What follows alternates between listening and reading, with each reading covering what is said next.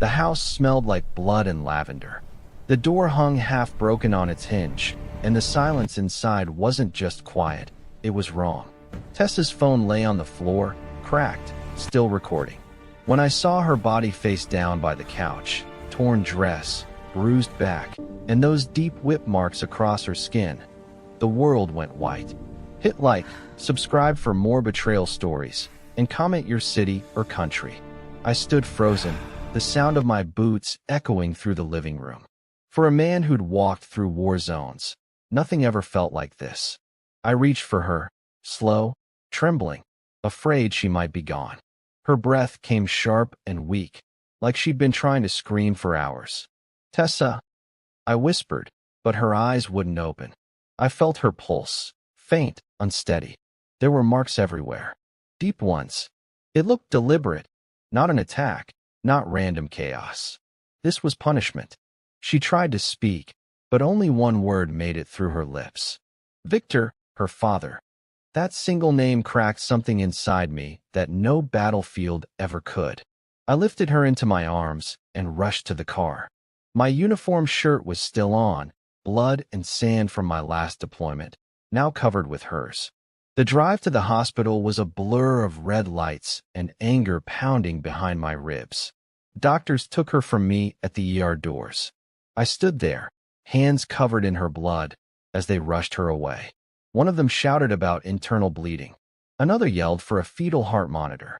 My brain kept replaying her whisper. "Victor." I walked out into the parking lot, air sharp and cold.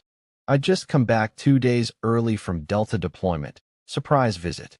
She didn't even know. I wanted to tell her I was done with missions, done with war. Now this.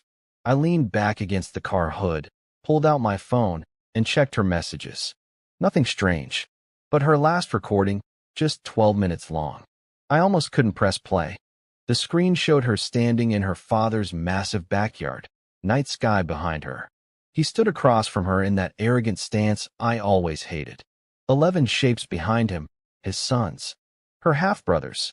The video shook when they surrounded her. Then I heard Victor's voice, deep, calm, poisonous. "You married beneath our name, Tessa. Now you pay for your disobedience." Her scream filled the speakers. The first crack of a whip followed. I stopped the video there. The rage that followed wasn't loud. It was quiet, bone-deep, and cold. Inside me, the soldier came alive again. But this time there was no command, no flag, no duty. Only a promise. They hurt my wife. They hurt my unborn child. They wanted to teach her submission. Now I'd teach them consequence. I drove home again, slower this time, eyes scanning every detail. Nothing stolen, no forced entry. They used a spare key, family. That meant they were confident she wouldn't resist.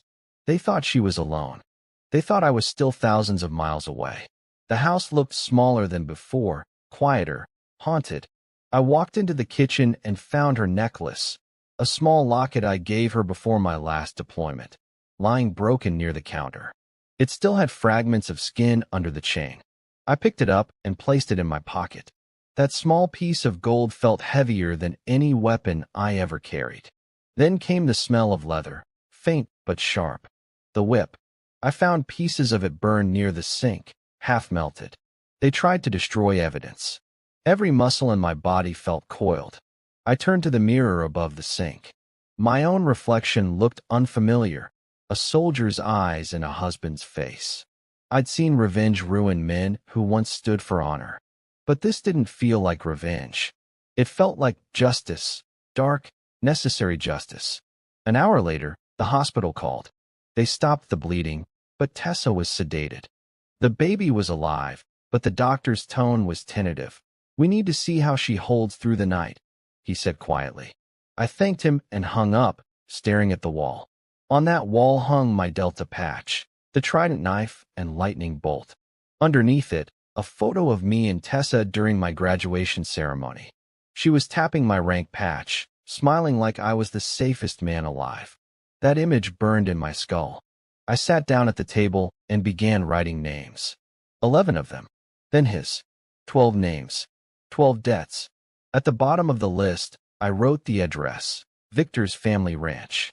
80 miles north, near the woods, a place they inherited from his father. A place with a reputation, locals called it the Iron House. Because no one ever disobeyed Victor under that roof. Midnight. The house phone rang once, then silent. I picked it up, but no one spoke. Just the faint background sound of laughter. Male voices, maybe drunk. One said, "Old man did what needed doing." And then a click. I let the dial tone hum in my ear until it burned. That was it. No turning back now. I walked to the hallway, opened my old deployment chest. Inside were a few things I swore I'd never touch again. Gloves, small blade sheath, a coiled cord, and my field watch. I wasn't packing weapons. Not guns. I didn't need them for what was coming. Sometimes, silence is a weapon. Fear, even more. I looked at Tessa's photo one last time, fingers brushing over her face. "It'll be over soon," I whispered. "You won't have nightmares anymore." The moon was high when I drove out of town. The road stretched quiet between black pine trees. Each mile sank the anger deeper until it wasn't rage anymore. It was focus. Cold, unshakable focus. By the time I reached the ridge overlooking Victor's estate, it was 2:48 a.m. From up there, the mansion glowed against the forest, loud music and bright lights leaking into the night like nothing wrong had happened. They were celebrating.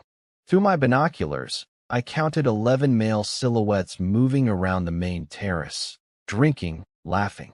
Victor sat on a reclined chair near the fire pit, smoke from a cigar curling in the dark. My hand tightened around the steering wheel. No guns. No shouting. No mercy. I turned off the engine and stepped into the cold air. The grass crunched under my boots. Each step brought the picture of Tessa's face back into my mind. How she looked when I found her, barely breathing, whispering her father's name. That whisper had become my war cry. I moved closer, keeping in the shadows. Every window was lit except one, the storage room on the right wing. Perfect entry. I'd been in tighter spots overseas, surrounded by worse men. But this felt different, heavier, personal. Standing 20 feet from the mansion, I could hear them more clearly now. Victor's voice carried across the yard, smug, almost fatherly. She thought she could marry without my blessing. A soldier boy with no pedigree, no class. Well, she learned. Laughter followed. One of the sons said, "What if he finds out?" Victor chuckled. "He won't. Men like him serve, they don't question. They die quietly." I smiled, a calm, razor-edged smile. They were wrong. I wasn't there to die quietly. I took a deep breath, slid the lockpick into the side door, and stepped into the house. The smell of whiskey and gun oil filled the air. The walls were decorated with polished deer skulls and family portraits, trophies of dominance. A portrait at the hallway's end stopped me cold. Victor, standing tall, hand resting on Tessa's shoulder on her wedding day. She was smiling, but her eyes looked uncertain, guarded. I'd never noticed that before. Maybe she'd known what kind of man her father truly was, long before I did. My watch's second hand clicked, steady rhythm, heartbeat of the mission. I found the fuse box, flipped the main breaker. The house plunged into darkness. Voices erupted, shouting, confusion. I moved silently through the corridor, closer to the main hall where they gathered. The game had just begun. They made their choice. Now I was going to make mine. Darkness fell thick across the house, swallowing noise into something heavier. For a few seconds, all I heard was the sound of men shouting in confusion, boots scraping, glasses breaking, a curse echoing in the hall. I stayed close to the walls, breathing slow. The soldier in me counted the steps, the voices, the distances. I could track every movement through the rhythm of panic. None of them were trained for darkness. They were predators in daylight, cowards in blackout. From the corner doorway, flickering lights from the fireplace painted pieces of their faces. The fire still burned even with the power down, filling the main hall with uneven red light. I could see Victor leaning back in his chair, yelling orders to someone across the room. I watched him. The man moved like a ruler who believed he was untouchable, slow, deliberate. certain the world worked on his command. He wasn't worried. He never worried. All his life, people obeyed him. But tonight, obedience would fail him. One of his sons stumbled past the hallway where I stood. Mason, the second oldest. I remembered him smirking in that video, holding the whip like it was a toy. Now his face was nervous. He carried a flashlight, sweeping the beam across the stairs. It hit the floor just ahead of me before I disappeared into shadow. When he passed, I caught his wrist, turned him into the wall, and pressed my hand over his mouth before he could scream. He struggled, but not long. I made him face the mirror next to us, his own eyes reflecting back in panic. Only then did I whisper 2 words that froze him completely. Look closer. The reflection showed his cheek pressed under my glove. Behind his head, my knife rested parallel to his jaw, not touching, just close enough for him to feel the cold. He froze. I didn't strike. I whispered again, low and even. You held her down. He didn't deny it. Fear told me everything. I tied his wrists with his own belt and dragged him to a room off the corridor, storage, stacked with barrels and tools. I left him on the floor, gagged, eyes wide open in the dark. 1 down, 11 to go. I moved toward the main hall. The noise inside built like a storm, shouts of lights and Dad. Where's the generator? Mingling with the crackles of the fireplace. My pulse never spiked. This wasn't an assault. This was a message. Every move choreographed like a silent drill. From the edge of the hall, I could see them, 6 of the sons standing close together, forming a half circle around Victor. Their silhouettes looked like copies of him, broad, stiff-backed, heads tilted with arrogance even under threat. Victor's voice cut through the tension again, this time lower. He's here, he said. The soldier boy. He wasn't wrong. I kept watching, silent. The firelight crawled across Victor's face, revealing faint streaks of gray in his beard, shiny from sweat. He wasn't used to fear, but control was slipping.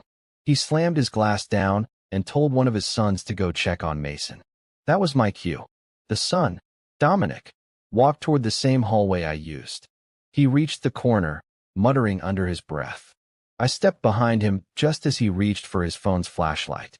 My hand went over his shoulder, pushed the phone away, and with one motion, pressed him against the wall. His breath hitched. He tried to throw an elbow, but I shifted my weight, pinned him until he couldn't move. The move came from years of training, fluid, soundless, absolute. He turned his head, trying to see my face. I let him. The instant recognition in his eyes was pure panic. Hunter, he croaked, and I saw guilt flood every line of his face. I didn't answer. I reached for the phone from his pocket, turned the flashlight on him, and made him look around. The beam drifted across tool racks in the hallway, the walls streaked with dust, and then landed on Mason's terrified face, tied up on the floor. Dominic's knees shook. He understood. Then he did something none of them ever did before. He begged, quietly, under his breath. Not for his brother. For himself. I tightened the belt from the wall, used it like a restraint, and left Dominic tied beside his brother. No need for words. Terror did the talking now. In the main hall, Victor was pacing. He'd lost contact with both sons. The others whispered nervously. The layers of arrogance were peeling away. For the first time, he didn't sound like the tyrant. He sounded like a man realizing he wasn't the most dangerous one in the room anymore. Another son ran toward the back door to start the generator, and I followed silently. Careful, close. The man opened the panel outside the main house, and as soon as he flipped the switch, lights surged back on. For a brief second, he turned and saw me leaning against the doorway, calm. He froze, eyes wide, mouth open. Still calm, I stepped forward. My hands bare, voice steady. Stay quiet. He didn't. He swung a wrench. I ducked, stepped in, caught his arm mid-swing, and twisted until the wrench hit the ground. The sound echoed like a signal, loud enough to draw the others. Inside the house, chairs scraped. Footsteps thundered. Victor yelled, "Find him." I let the son drop to his knees, stunned. then disappeared back through the side hallway before the rest reached the back door. They found only the wrench, still rolling on the floor. 3 of them were down. The house now buzzed with fear. From behind the curtain, near the front entrance, I watched Victor grab his old hunting rifle. He slammed another drink before loading the chamber. His face looked pale under the firelight, eyes scanning shadows he couldn't control. The other sons stuck close, muttering questions, trying to keep their voices brave. Even from that distance, I could see the small tremor in Victor's hand. It was happening. The empire of fear he built for years was collapsing under its own weight. I moved closer again, this time through the upper hall, tracking the pattern of movement below. 2 more sons went upstairs. That worked for me. Isolation was the easiest battlefield. I followed them quietly, each stair creaking under my boots just enough to announce presence without warning. Small psychological tactics. Make them think I was everywhere, just out of reach. They split in 2 directions at the top. One took the left corridor, the other turned right toward the balcony. I went after the one on the right. He turned fast when he heard the shift of air, too late to see what moved. My elbow connected with his jaw before he could shout. He hit the floor hard and rolled once before going still. Quick, efficient. Downstairs, shouts grew louder. Victor called names, slurred curses. I leaned against the railing, looking down at him. Our eyes didn't meet yet, but I knew he felt it. My presence crawling around the edges of his fear. Some men die by bullets, others by guilt. I was going to make him feel both at once. Guilt for what he did, and fear for what comes when justice finally wears a human face. By the time I stepped back down the stairs, the ones I'd tied were groaning from the other room. The noise drew Victor's attention. He turned and saw the open hallway behind him, the movement and shadows, his authority unraveling. He shouted for the remaining sons to grab weapons, but their movements were hesitant now. No one wanted to go first. The same hands that once whipped a defenseless woman were now shaking. I watched from behind the wall, silent, steady. This wasn't vengeance anymore. It was revelation, showing them who they really were once fear turned their courage to dust. Victor yelled again, angrier, his voice cracking between commands and desperation. He pointed toward the back rooms, forcing 2 of the younger sons to move toward the darkness. They went, stepping slow, guns trembling in their hands. I disappeared into shadow again, letting the sound of my footsteps vanish into theirs. When they passed the doorway, they found 2 belts tied to a chair, a small camera blinking red. They looked closer and froze. The video still playing showed their father, Victor, standing over Tessa. Their father's cruelty, caught forever. The sound of their own sister crying filled the room. And for a split second, silence overtook everyone.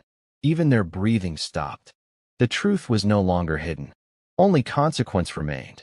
The silence after that recording was heavier than any gunfire I'd ever heard. In every battle I'd fought, there was order. There were rules. But here, inside this mansion, there was only guilt dripping down the walls. Every eye in that house saw the same truth. Their father wasn't a man of honor. He was a coward who hid cruelty behind the word family. Victor's grip on his rifle tightened, the veins on his forearm jutting through the skin. "Who the hell brought that video in here?" he snapped. No one answered. The 2 young sons near the screen looked paralyzed. They couldn't even look at him. I took that chance to move again, keeping to the blind corners. Each step measured, deliberate, quiet. Delta training drilled into me the art of approach. Never sound, never shadow. Just intention. When Victor barked for Mason or Dominic, no sound came back. He didn't know they were still gagged in the tool shed. His voice cracked through the thick air again, rage bleeding into fear. "All of you find him. That soldier thinks he can scare me? This is my house. It was once." I slipped past the main hall and into the kitchen. The smell of alcohol and cigar smoke still lingered. On the marble counter sat half a bottle of whiskey and a picture frame face down. Curiosity made me lift it. It was old, Tessa, maybe 12 years younger, standing in front of this same mansion. a stitched smile on her face, standing next to her father. And behind her, the same 11 shadows, the brothers. Not one of them smiling for real. I set it down gently. Back then, she didn't know she was posing with enemies she'd one day fear. But a part of her smile always told me she suspected. A sound broke my focus. Footsteps coming fast through the kitchen doorway. One of the sons, Kyle. Bigger than me, but sloppier posture. He didn't stop when he entered. He rushed forward in blind panic, maybe thinking I'd bolted for the backyard. I let him pass, slipped behind, and grabbed him by the collar. A clean takedown that made his skull meet the floor before he even knew it happened. He went out cold, breath harsh and shallow. Another one down. Through the window, headlights swept across the yard. Someone outside, probably the oldest brother, trying to flee or call backup. But no one would reach a phone line before I was ready for them. Earlier, I'd jammed the reception signals with an old field disruptor from my trunk. The landline cables were already cut. They were sealed in their own golden cage now. I headed upstairs again.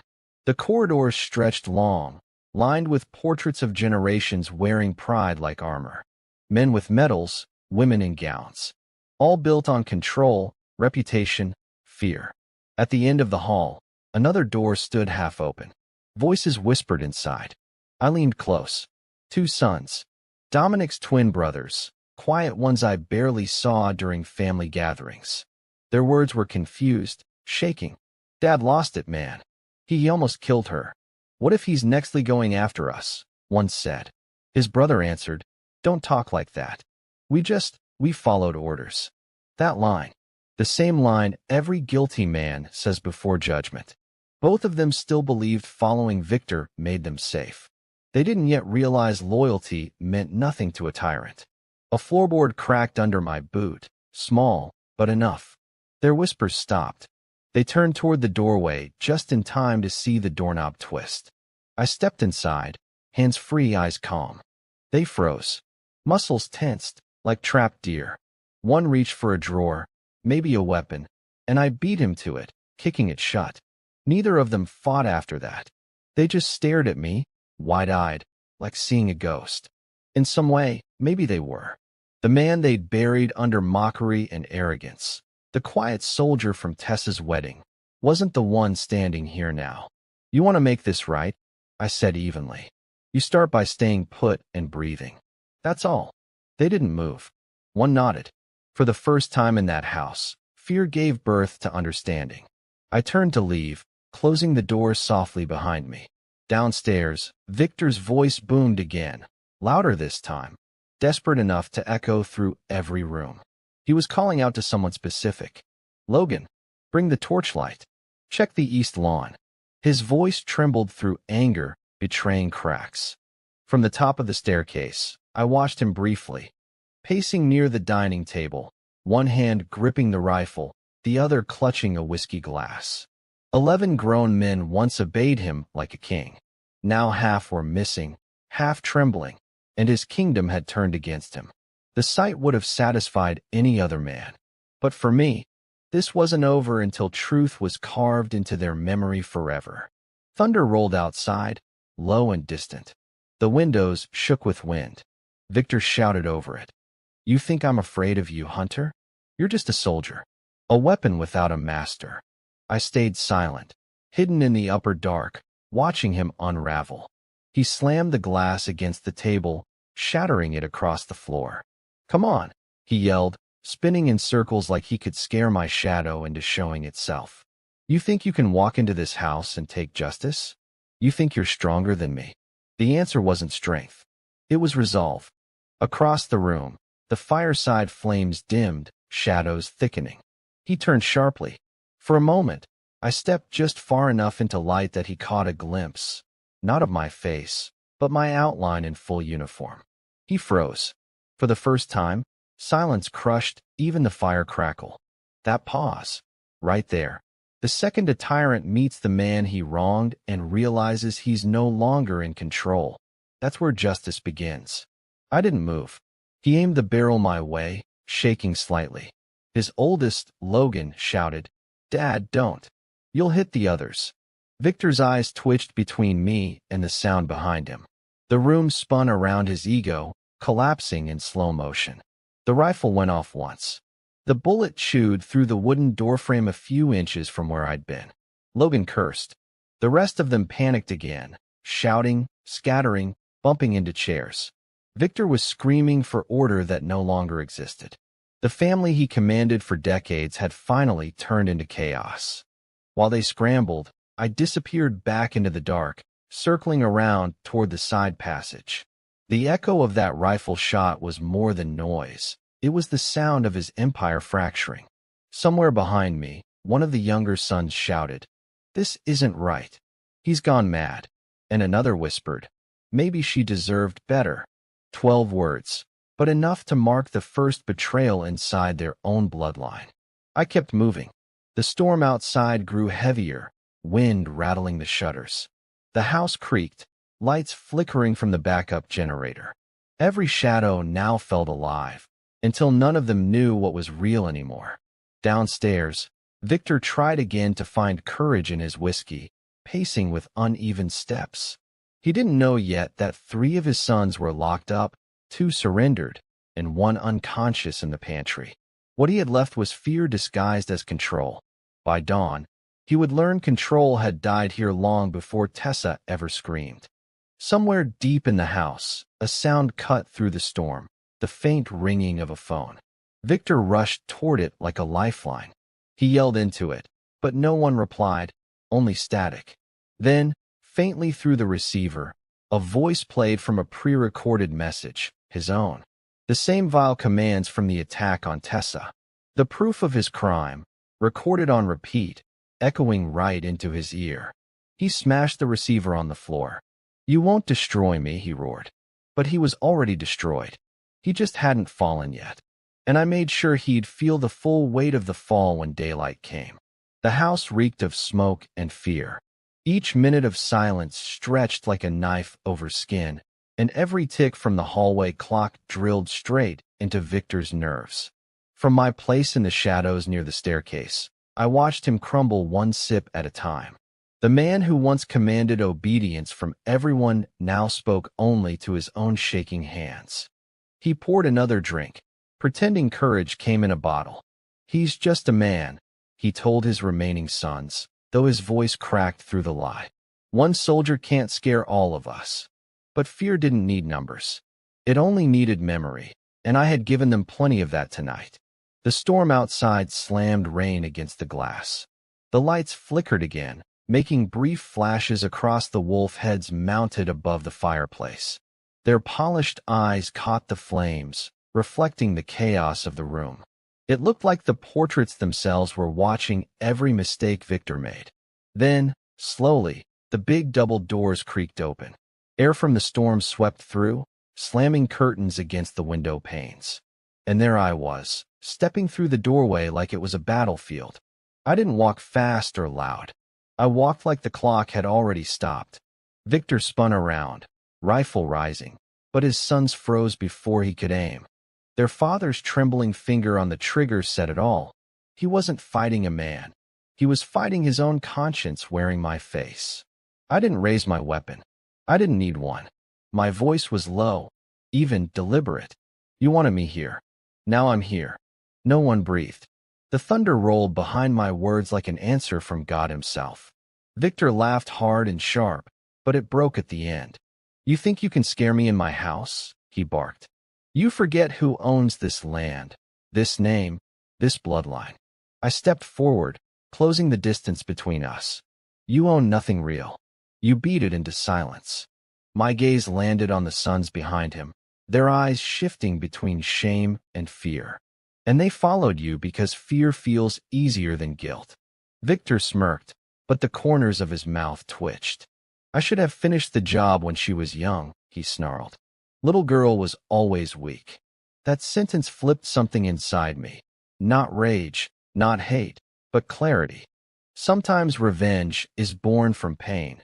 Sometimes it's sculpted from calm precision.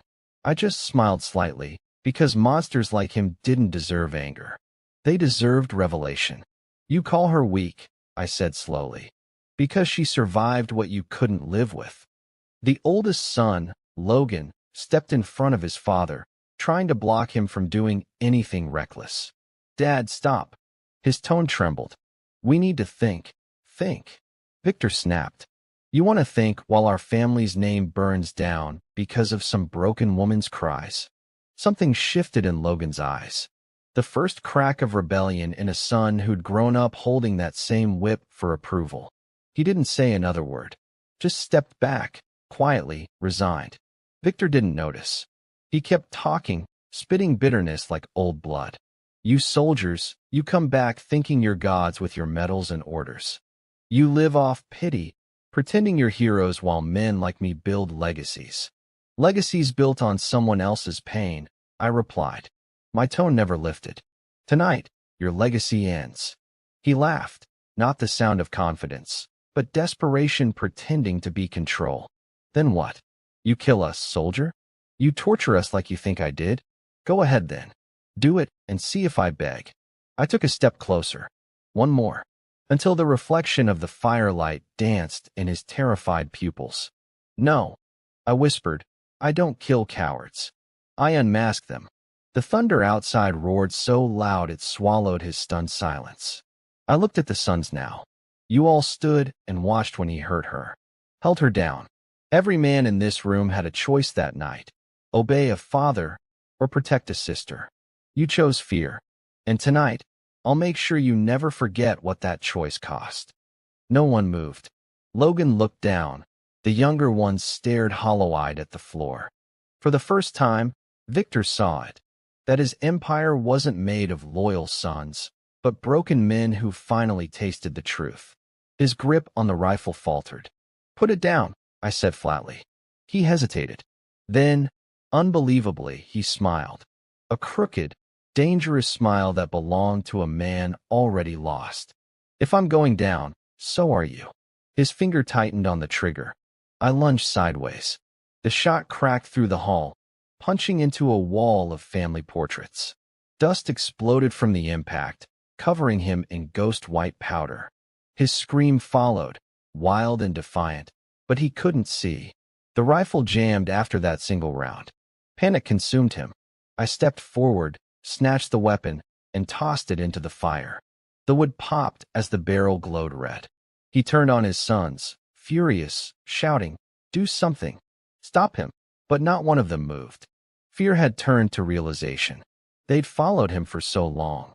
Now all they wanted was to see him fall. That's what I thought, I whispered. He stood there, chest heaving, eyes darting from one silent face to another. Every ounce of power he ever had was evaporating in front of him. I walked closer, stopping just a few feet away, and dropped a small black device on the floor. It blinked red. Bodycam. The same one streaming live footage from my chest to federal servers. His crimes were no longer rumors. They were evidence. Victor stared at it, horror blooming across his face. His voice cracked. You can't, but I already did, I said. He looked around the room, desperate for control. Boys, you hear me. You'll all burn for this. But none answered. Every son had turned away from him. A lifetime of tyranny, reduced to silence. I bent down, picked up a shattered family photo among the debris. Victor's proud smile, Tessa beside him in that same bitter image. I held it up between us. This is what you wanted to protect? The lie of power? Well, now the world sees the truth behind this smile. He lunged suddenly, bare fists swinging, a final act of fury. I sidestepped. He fell forward, landing on his knees before me, floor creaking under his weight. The sight didn't bring satisfaction, it brought closure. Even the sons were frozen, unsure if they were watching justice or collapse. Maybe both. The storm outside calmed just enough for the rain to turn steady, rhythmic, almost merciful. I stepped back, voice low. You called it discipline, Victor. I call it cruelty. And tonight, cruelty gets its reckoning.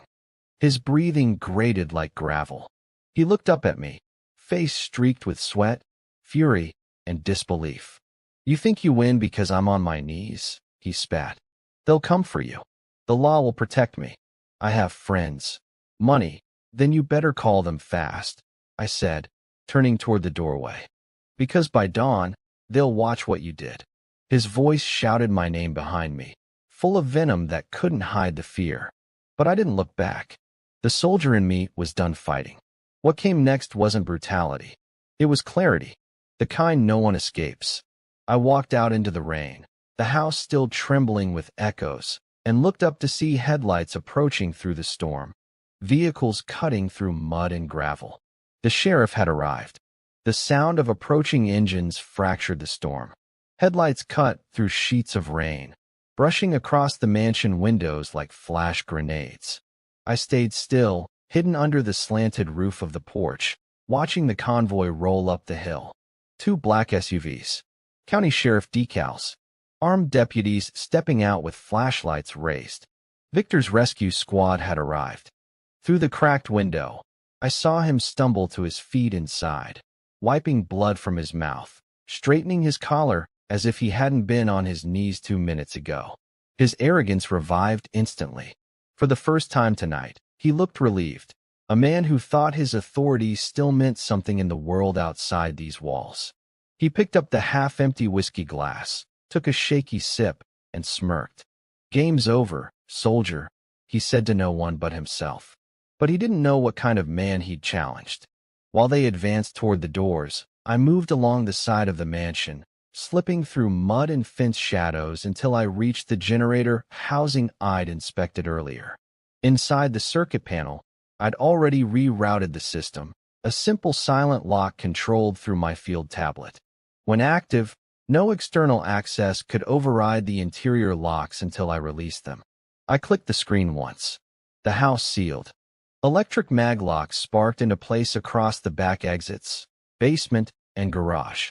The wood doors by the front barely budged under their weight of reinforcement. From now on, this house was a trap, not for me, but for him. I circled back toward the front when pounding began at the main door. The sheriff shouted Victor's name from outside. "We got reports of trespass and disturbance. You in there, Mr. Holloway?" Victor laughed, loud and hollow. "I'm here, Sheriff. And you're right on time." Inside, he's armed, trained, a Delta operative gone psycho. The lie dropped flawlessly from his tongue, handcrafted by a man used to manipulating authority. The sheriff, old friend, would believe him. Money did that. Years of paying off-board trustees, judges, even county law enforcement. He thought tonight would be no different. I stayed quiet, tracking movement through the shadows upstairs as 2 sons whispered near the balcony. "He's calling the law. Maybe we're safe now." Then a noise from the keypad downstairs caught me. The metallic ring of the sheriff trying the code. And then, denied access. Another attempt. Again denied. Then a heavier sound. Boots against wood as they tried to push through. The maglocks held strong. Victor's expression shifted slightly when the door didn't give. He turned, shouted over his shoulder. "Sheriff, push harder." "Controls locked from inside, Victor. You got a jammed power lock system. What kind of setup you got here?" The sheriff barked back. Victor lost his smirk. He looked at the control panel near the stair rail and saw 2 small red lights blinking. Panic rippled behind his eyes as realization dawned. I stepped from the stairwell shadows just enough for my voice to travel. "Your fortress just became your cage." He spun around to see me near the hall, water dripping from my jacket, eyes calm. The deputies outside pounded again, muffled and fading beneath the storm. Victor's smile returned, but weaker now. "You've gone insane, you know that." "No," I said quietly. "I'm just giving you one night to feel the same fear she felt." He aimed to step forward, but his sons blocked him unintentionally, confusion and terror mixing in their eyes. "Dad, what is he talking about?" one of them asked. Victor didn't answer. His mask cracked completely this time. The flicker of thunder behind the glass flared across his face as I pressed the side switch on my tablet. Instantly, every light in the mansion died again. A perfect blackout. Screams. Shouting. The clatter of chairs overturning. I moved fast, the same way Delta teams moved in compound sweeps. No noise, no waste. My boots found the exact rhythm between lightning strikes. Each flash of light carved outlines of faces twisted in panic. When the emergency backups kicked in 30 seconds later, dim red glows swept the hallways like veins pulsing through the house. In that crimson haze, Victor's empire looked like a slaughtered memory. He yelled again, voice cracking between fury and despair. "What do you want from me?" I answered without pause. "A confession." He spat at the floor. "You won't get one. Then you'll relive it instead." From my pocket came Tess's shattered phone, its cracked glass flickering with the faint glow of that same recording I'd seen in the hospital parking lot. His own words echoed softly at first, then louder as Bluetooth speakers synced to every floor of the house. His voice boomed through the corridors like judgment itself. "You married beneath our name, Tessa. Now you pay for your disobedience." He froze, hearing himself. Then came her scream, and the first whip crack. The effect was immediate. Half the sons dropped their heads. Guilt broke their posture. Some began cursing under breath, others trembling. No one dared look at him. I spoke over the echoes. "That's your voice, Victor. Playing on every speaker your money could buy. That night isn't a secret anymore. Not to them. Not to anyone listening." He glared at me, eyes wide. "You think I care? I built everything you see here. I earned their fear." "That's not fear," I said. "That's disgust." Logan finally stepped forward from among the sons. "Dad," he started softly, voice barely holding. "Is that real? Did you really?" Victor shoved him. "Don't question me." But that push became the first spark of collapse. Logan stumbled back, blood at his mouth, rage forming over guilt. He looked up at his father with something I hadn't seen in anyone here yet, hatred mixed with truth. He turned to me. "All of us saw," he said bitterly. "We didn't stop him." Then his eyes hardened at Victor. "You said it was family punishment. You lied." I said nothing. I didn't have to. Victor's hand trembled on the edge of the table, desperate for control. "I made you men," he shouted. "Without me, you're nothing." But in that moment, surrounded by echoes of his own cruelty, none of them believed that anymore. One by one, the brothers stepped back from him, forming a loose circle that no longer protected his throne but trapped him inside it. I turned off the tablet, plunging the house into near silence again. Victor looked up at me, veins pulsing at his temple, voice barely audible now. "You want me to beg, soldier? Not tonight. You'll have to kill me." Lightning flashed through the window, tracing a line of light on the polished floor between us. I stepped forward until my boots crossed it. "I don't need your death," I said. "I need your truth." Behind us, outside, the sheriff's voice still called, pounding on the locked door, demanding entry as rain drowned the sound. But none of it mattered anymore. The real war had already started, inside these walls, where every life Victor built was caving in from its own weight. And by the time that door finally opened, the man they came to protect would already be unrecognizable. The sheriff's pounding outside felt distant now, like thunder behind a sealed tomb. Inside, the mansion had turned into something else. Not a home, not a battlefield, but a confession hall built out of echoes and guilt. The red glow from the generator painted everyone's faces the same color as their sins. Victor stood at the center of it all, shoulders squared, chest heaving, pride trembling under fear. Behind him, his sons lingered in silence, not one daring to meet his eyes. Their unity, once forged in obedience, had splintered beyond repair. He pointed a shaking finger at me. "This is entrapment," he croaked. "Assault. You'll die in a cell for this, you hear me?" My reply was flat. "I lived in worse cells overseas, Victor, and they were filled with men more honorable than you." He glared, furious but cornered. The veins on his temples bulged with pressure. "You think this makes you hero material?" he spat. "Heroes don't bleed for revenge," I thought. "Heroes protect." What I was doing wasn't about glory. It was about balance. Behind him, Logan broke the silence. "Dad, stop." His voice sounded drained, cracked. "You need to face it. You can't talk your way out this time. Victor's head snapped back. You shut your mouth, boy. No, Logan's fists trembled at his sides, but his eyes had changed, no longer afraid. I saw what you did. You told us to hold her down. I remember every second of it. His words cut the air like the first true bullet of the night. The room froze. Victor's face went pale. The sons who had always laughed, jeered, and obeyed him now looked away. Shame rolled off them like the stink of old liquor. I stepped closer, slow and deliberate, until the distance between us felt smaller than truth.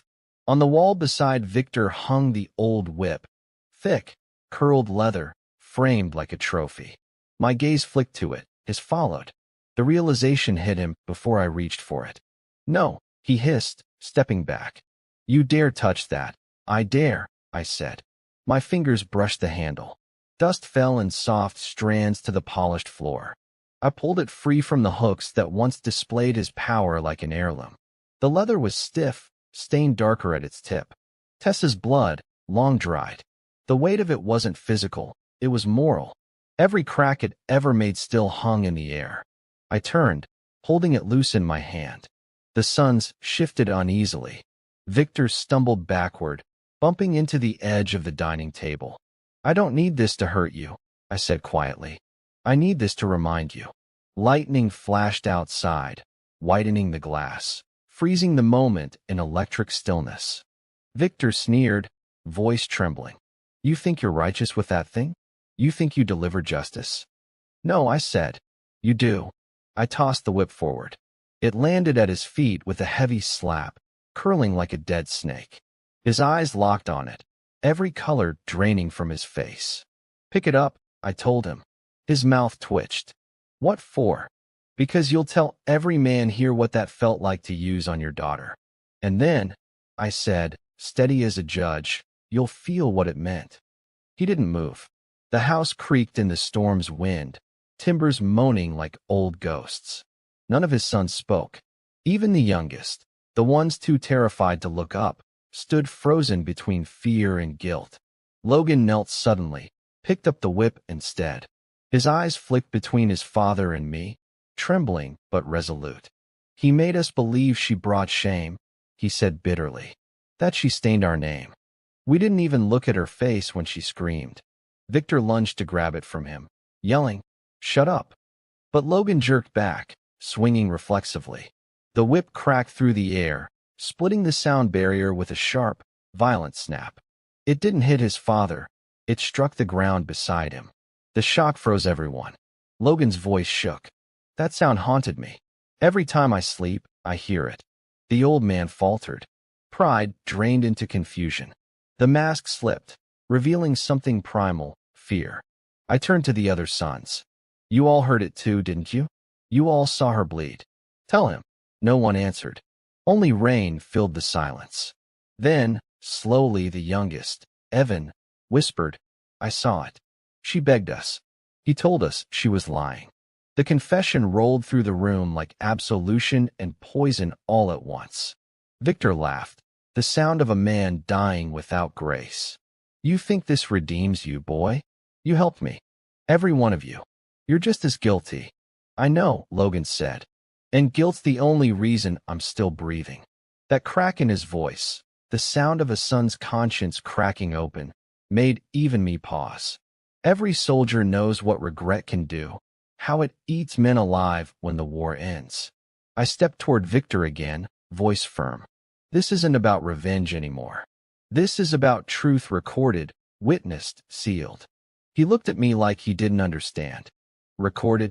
I pointed at my chest camera, still blinking faint red. Every word. Every confession. His eyes darted wildly around, then back to his sons, their faces pale, broken, ruined. You're all against me now, he rasped. My own blood. My own kin. He slammed a fist into the table, wood splintering. You think he'll save you from the hell you created with weakness? Logan answered coldly. No, Dad. He's here to show us the truth you buried. For a long moment, Victor sagged, shoulders shaking. He looked 10 years older in seconds. The man who once strutted through his estate like a monarch now just looked like what he truly was, a scared, ugly coward chained to his own brutality. He muttered something under his breath. Then, in one defiant motion, he snatched the whip from Logan's hands. "Fine," he said. "If you want truth, let's remember it properly." He swung the whip, expecting noise, fear, control. But I stepped in, caught it around my forearm mid-strike, and yanked it free. The motion sent him stumbling forward into the pillar, the whip handle clattering to the ground. I said, "Feel what it meant," I said quietly. Before he could regain breath, I turned the same whip, raised it once, and cracked the air near him, not hitting flesh, not drawing blood, but close enough for wind to kiss his cheek. That single sound made him flinch backward like a child. His knees hit the floorboards hard. That was the moment the empire broke. The sun saw it. The man they'd feared more than God now crouched on the same floor their sister had once bled upon. No bruises, no wounds, just humiliation, justice by reflection. When the whip fell silent again, I dropped it beside him. "You're done," I said, stepping back. He lifted his head slowly, breathing ragged. His eyes, they weren't angry anymore. They were terrified. But fear wasn't the lesson. Truth was. Outside, the sheriff shouted louder. "Open the damn door, Victor. We're coming in." Victor looked toward the noise, tears mixing with sweat on his face. Maybe for the first time in his life, he realized he couldn't buy forgiveness, couldn't command the world anymore. I turned toward the panel, tapped my tablet. The maglocks clicked off. The sheriff's team burst inside seconds later, flashlights cutting through smoke and darkness. Weapons raised, orders shouted. Victor tried to speak, but no sound came. Behind him, his son stood in stunned silence, heads low. I raised my hand slowly and said, "You're late. The truth's already out." As the deputies surrounded me, the last thing I saw before cuffs closed around my wrists was Victor collapsing to his knees again, whispering something I couldn't hear. Maybe a denial. Maybe a prayer. It didn't matter, because nothing he said could stop what was coming next.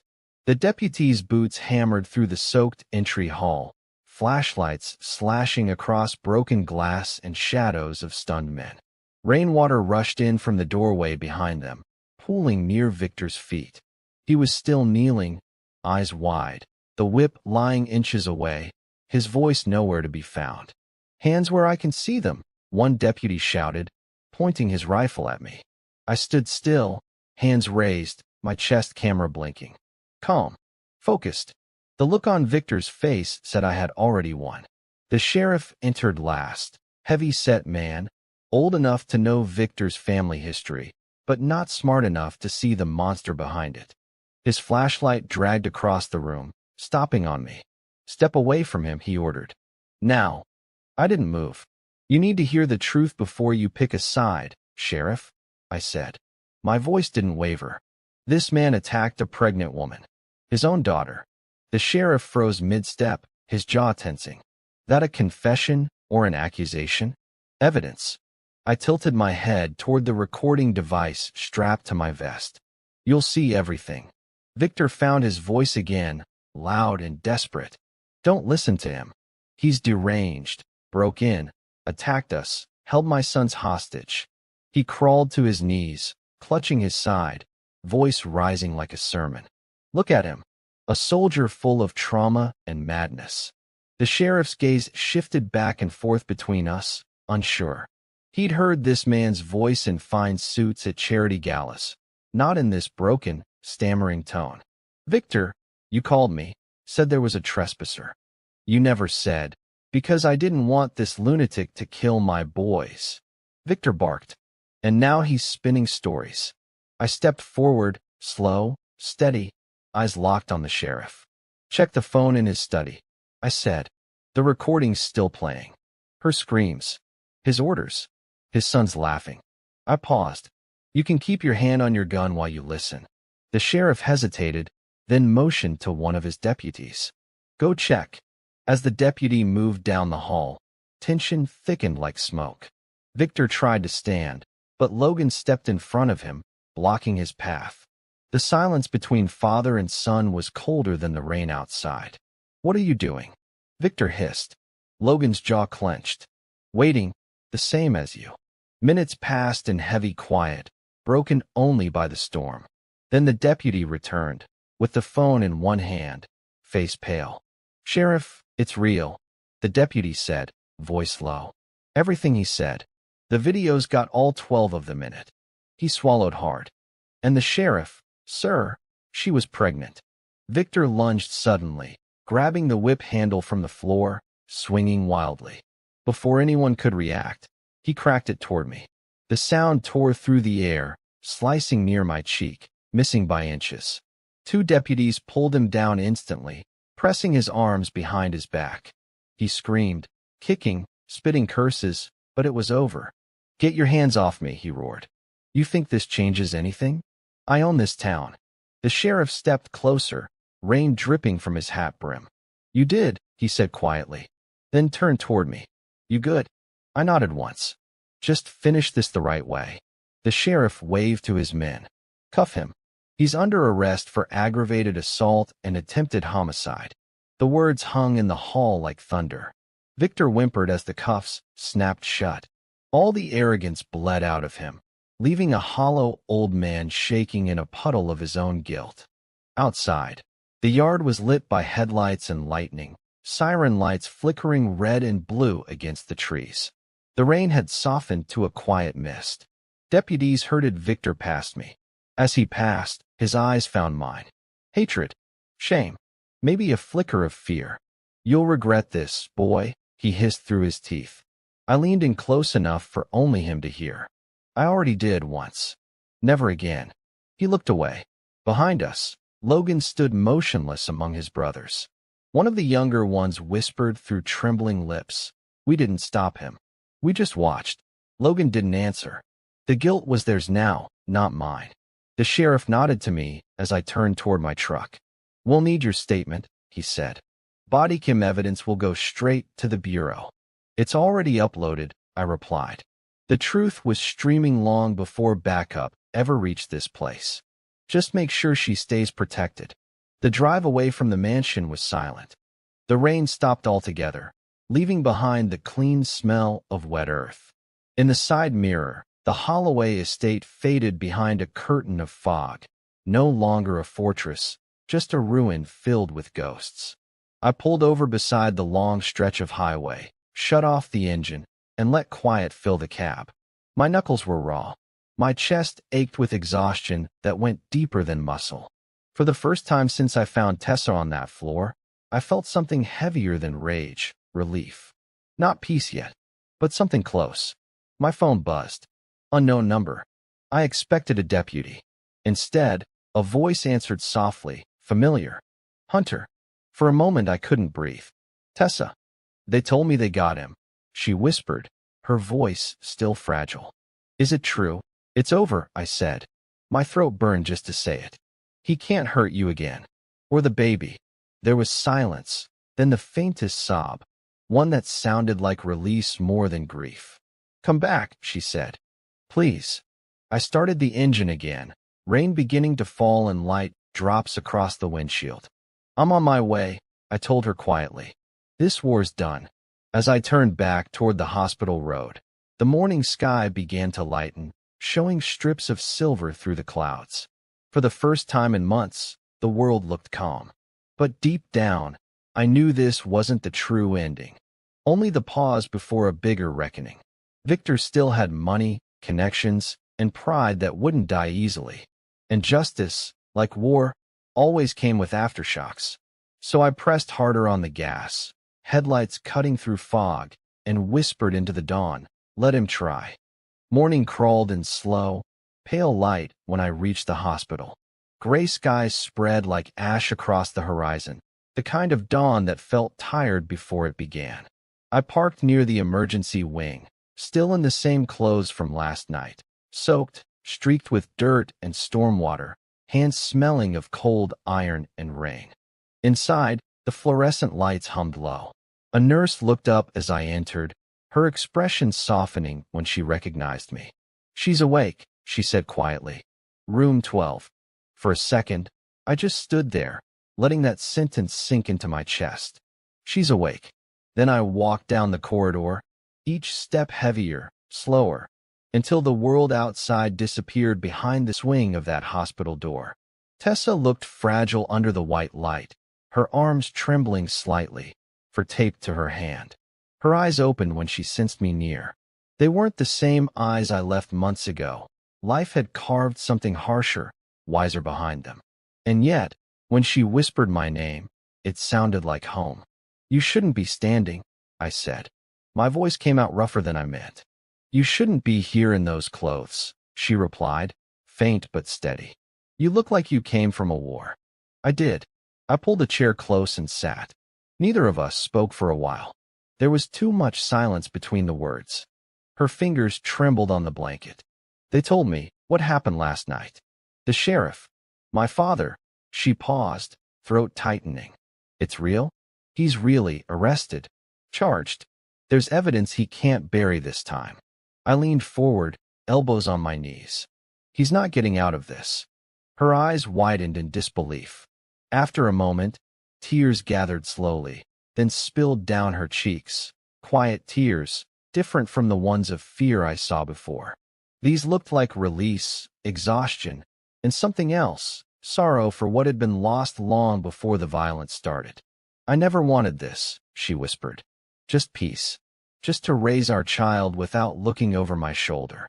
"You got it now," I said, "even if it cost everything else." She turned her face toward the window where dawn's glow touched the glass. "He used to tell me that blood means loyalty," she said softly. "But last night, Logan came. He left a message here." I frowned. "Logan?" She reached for the side table and handed me an envelope, trembling slightly. "He said it was for you."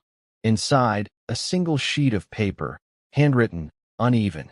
"He lied to all of us." The note read, "He said she wanted it gone. He said you left her.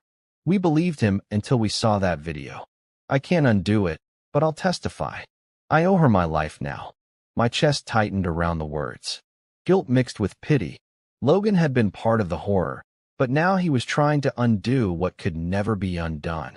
In war, men like him were called turncoats or cowards. But here, it felt more like awakening. Tessa's voice broke the silence. "He was my brother once," she murmured. "Even if they all forgot what that meant. We'll make them remember," I said quietly. A nurse entered with medication and checked her vitals, giving me a small nod before leaving us alone again. The steady beep of the heart monitor filled the empty space, rhythmic, fragile. Her hand found mine, slow, searching. I held it like it was the last thing keeping both of us grounded. "The baby?" I asked. Her lips quivered in a faint smile. "Still fighting. Doctor says heartbeat strong." I couldn't answer. All the training, all the wars, none of it prepared me for how small and vast that sentence felt. Still fighting.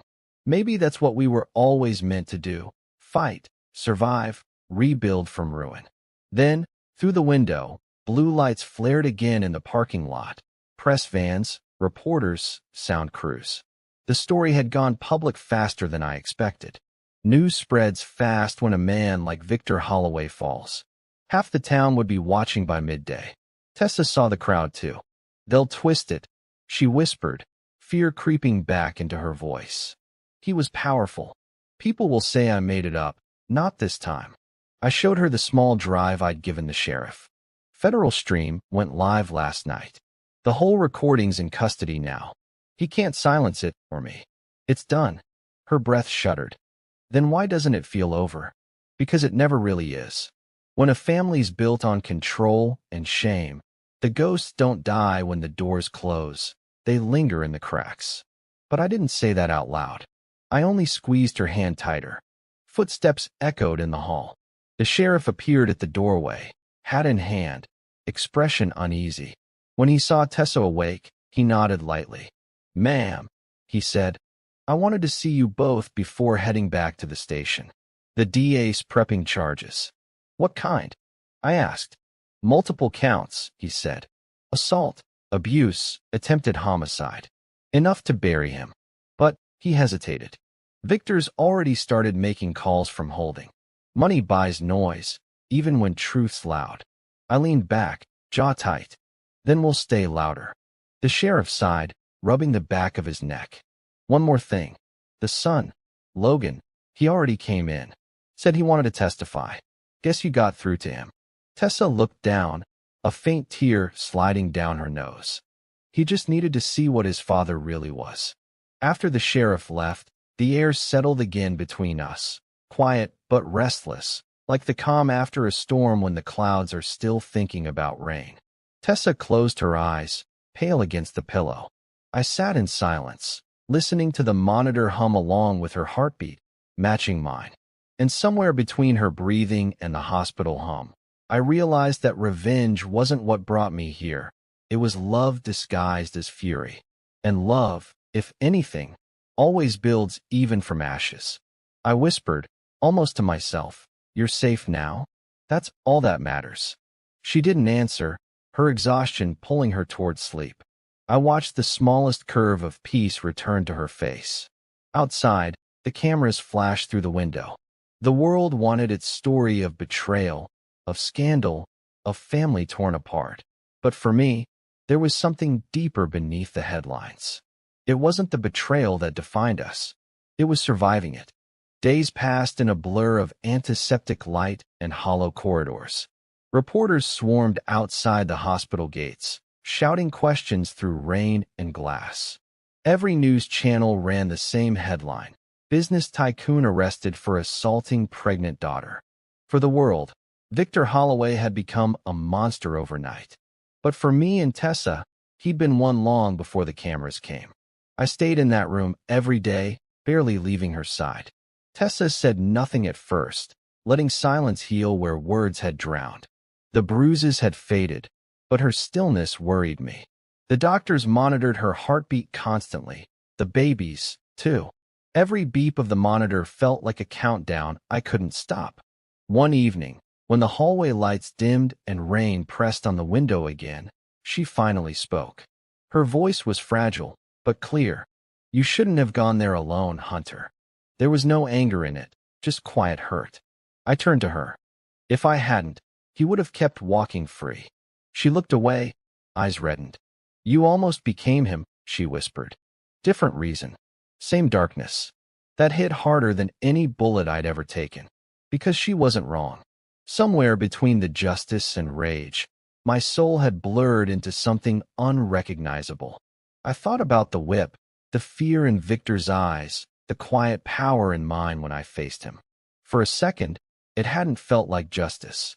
It had felt like control. "I didn't go there to kill him," I said softly. "I just want to make him see." "And did you?" she asked.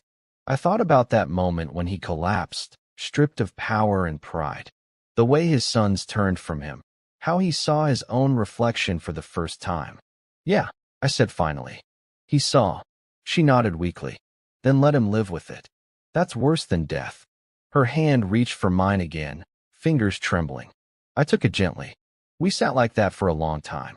No sound but the storm and the beeping heart monitor between us.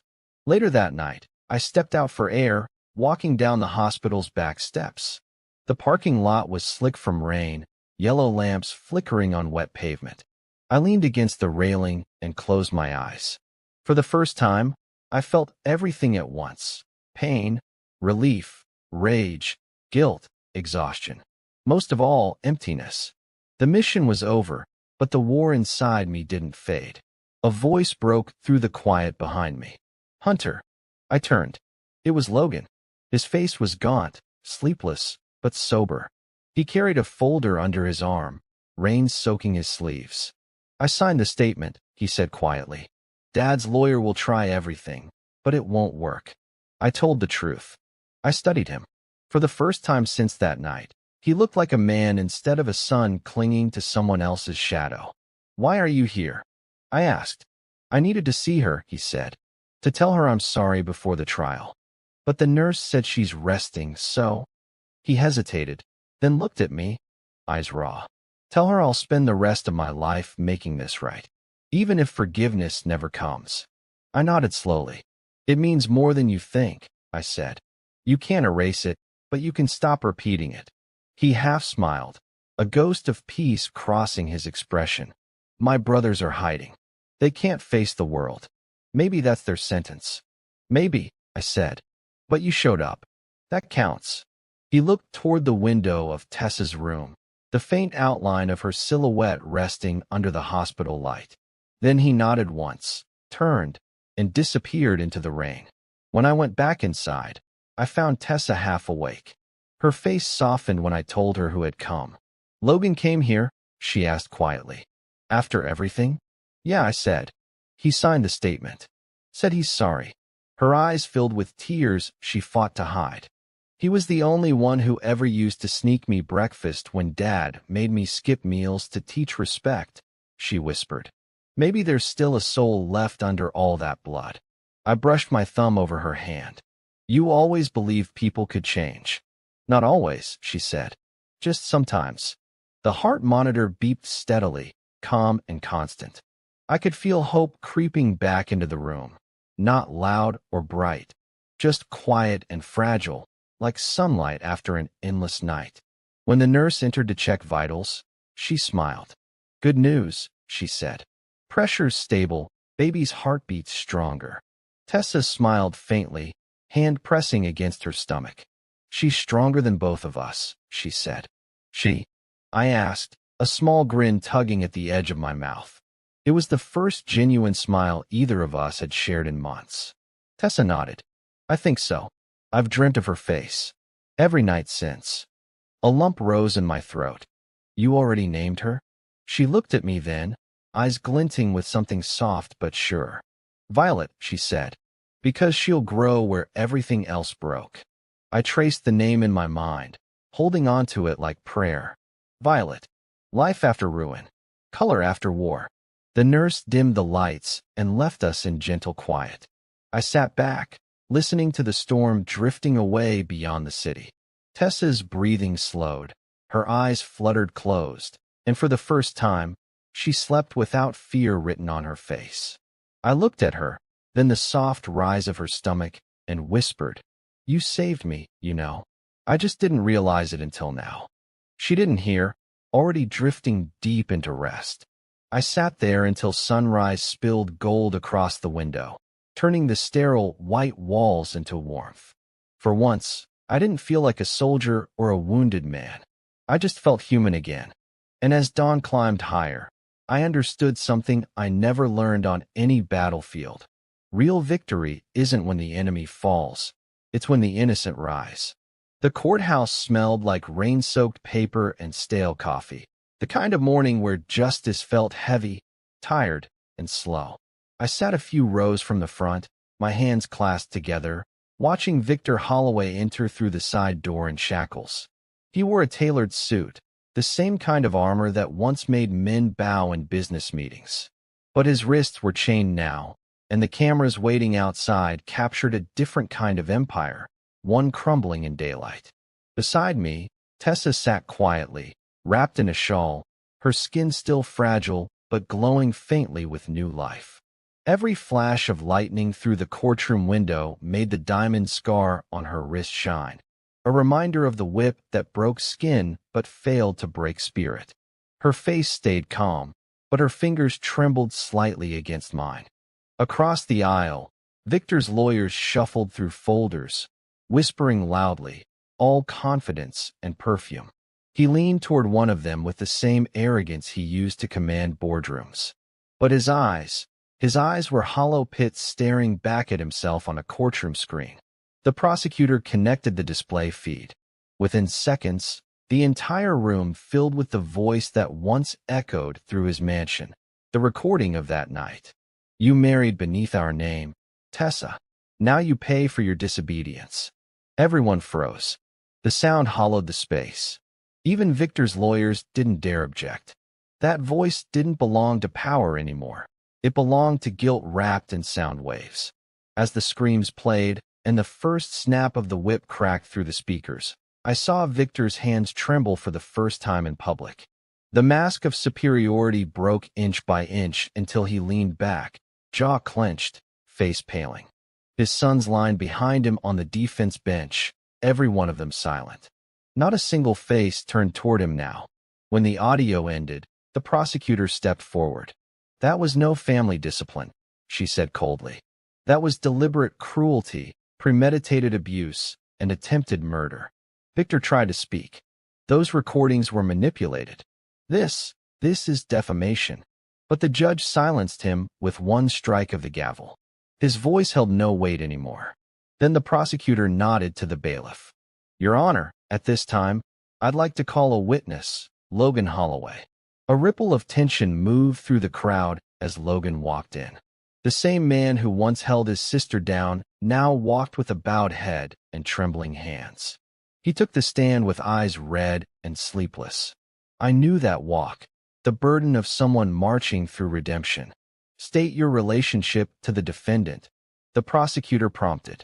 "His son," he said, voice cracking. "And you were present on the night in question?"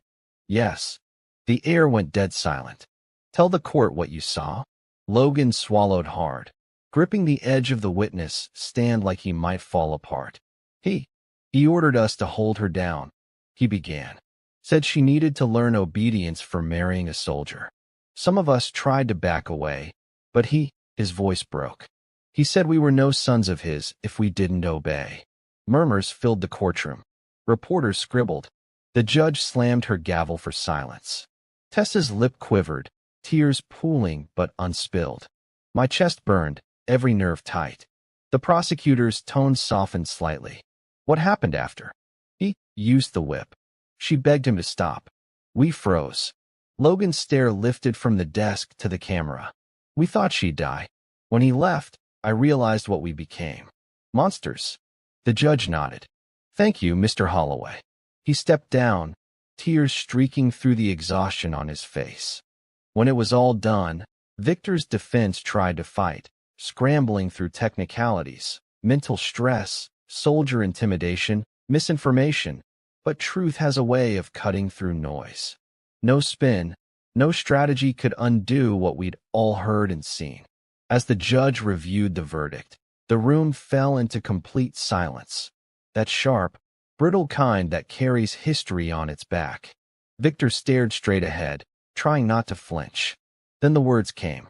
"Victor Holloway, for the crimes of aggravated assault, attempted murder, conspiracy, and obstruction of justice, you are hereby sentenced to 35 years without the possibility of parole."